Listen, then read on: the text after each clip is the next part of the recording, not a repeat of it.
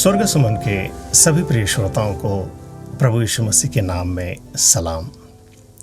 प्रिय श्रोताओं, फिर से एक बार प्रभु की अनुग्रह दया कृपा से हमें सुंदर एक मौका मिला है कि परमेश्वर के पवित्र वचनों पर थोड़ा समय ध्यान और मनन करें और निश्चय पवित्र आत्मा प्रभु की महान उपस्थिति इन वचनों के द्वारा मेरी और आपकी अगुवाई करे।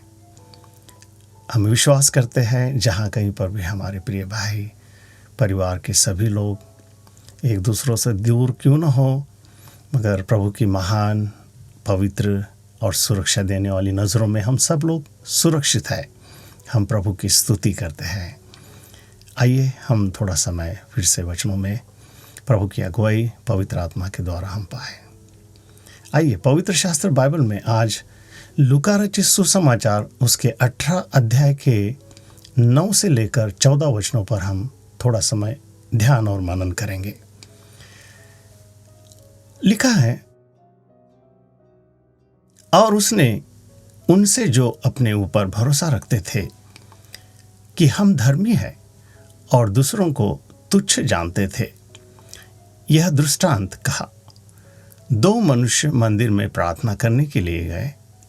एक फरीसी था और दूसरा चुंगी लेने वाला। अब देखिए, सब प्रकार के लोग मंदिर में प्रार्थना करने के लिए आते हैं और कौन क्या प्रार्थना करते हैं, कौन किस प्रकार के हृदय में किस प्रकार से प्रार्थना में मगन है, ये प्रभु अच्छी तरह से जानते हैं। अब देखिए, ये जो फरीसी थे, ये बाइबल के ज्ञानी, विद्वान और अच्छी तरह से सब कुछ जानने वाले लोग थे। इनमें से कोई एक किस प्रकार की प्रार्थना करता है, देखिए लिखा है, वो प्रार्थना करते हैं कि हे परमेश्वर, मैं तेरा धन्यवाद करता हूँ। देखिए, धन्यवाद भी करते हैं और कहते आगे कि मैं और मनुष्य के समान दुष्टता करने वाला, अन्यायी और व्यभिचारी नहीं हूँ और न इस चुंगी लेने वाले के समान हूँ।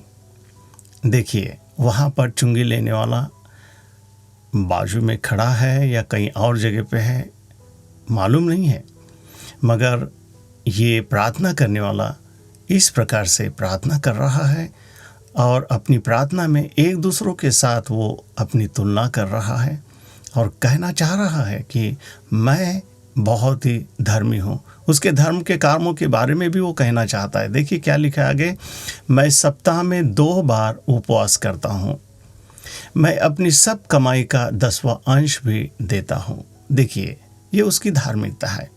सही होगा, ये वो जो कर रहा है वो सही होगा, गलत नहीं है, मगर वो बोल रहा है इन बातों के बारे में, वो सब कुछ कहना चाह रहा है। निश्चय फिर इसका स्वभाव किस प्रकार का है ये आप अच्छी तरह से समझ पाएंगे।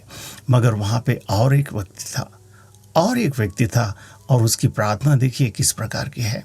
परंतु चुंगी लेने वाले ने दूर खड़े होकर स्वर्ग की ओर आंख उठाना भी नहीं चाहा। देखिए, अब इसकी प्रार्थना और इसका प्रभु के सामने खड़ा रहना भी देखिए कितना मायने रखता है। लिखा है कि स्वर्ग की ओर आंख उठाना भी न चाहा, यानी प्रभु के सामने वो जानता है कि मैं कौन हूं और प्रभु कौन है। आगे लिखता है कि वरन अपनी छाती पीट पीट कर कह रहा है कि हे परमेश्वर, मुझ पापी पर दया कर, मुझ पापी पर दया कर, मुझ पापी पर दया कर। पीट पीट कर कह रहा है। मेरे प्रिय श्रोताओं, प्रभु के अभिषिक्त जन, देखिए दोनों के प्रार्थना में कितना अंतर है। एक डरते हुए, कांपते हुए स्वर्ग की ओर अपनी आंखें उठाकर देखना भी न चाहा, मगर वो अपने आप को कबूल कर रहा है कि मैं कौन हूँ, मैं अपराधी हूँ, मैं गुनाहगार हूँ, प्रभु मैं काबिल नहीं हूँ, तू मुझ पर दया कर, तू मुझ पर दया कर, तू मुझ पर दया कर। प्रिय श्रोताओं, पवित्र शास्त्र बाइबल आगे कहता है कि जब उसने इस प्रकार की प्रार्थना की है तो प्रभु यीशु मसीह वहाँ पर कहते आगे कि मैं तुमसे कहता हूँ कि वह दूसरा नहीं परंतु यही मनुष्य धर्मी ठहरा और अपने घर गया। क्योंकि जो कोई अपने आप को बड़ा बनाएगा वह छोटा किया जाएगा, और जो अपने आप को छोटा बनाएगा वह बड़ा किया जाएगा। देखिए, ये फरीसी जो थे, ये अपने आप को उनके कामों के जरिए अपने आप को बड़ा करना चाहते हैं, बड़ा दिखाना चाहते हैं, बोलते हैं अपने बारे में बहुत कुछ यहाँ वहाँ वो कहना चाहते हैं, और जानते और वो ये भी चाहते हैं कि हमें कोई देखे, हम जो कर रहे हैं हमें कोई देखे। देखिए प्रिय श्रोताओं, प्रभु जानता है हम कौन हैं, हम क्या हैं।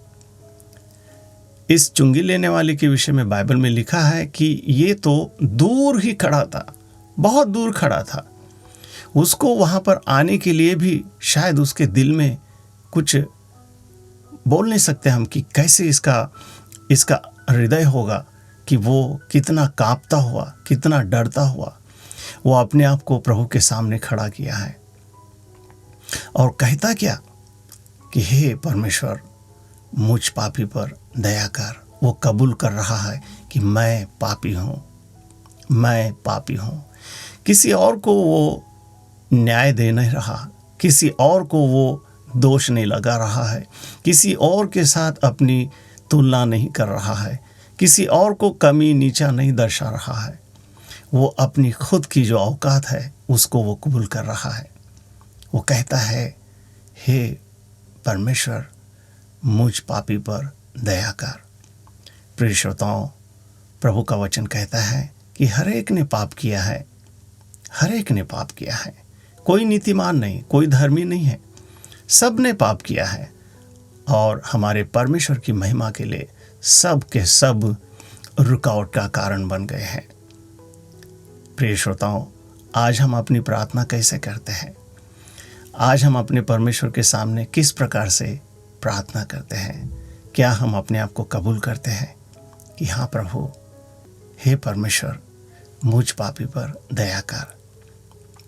मेरे द्वारा सुनने से, देखने से, सोचने से, हरकतों से कई बार मैंने हे प्रभु, हे परमेश्वर, हे पिता, तेरे विरोध और स्वर्ग के विरोध अपराध किया है।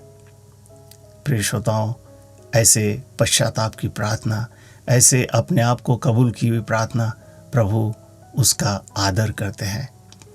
लिखा है बाइबल में कि यही मनुष्य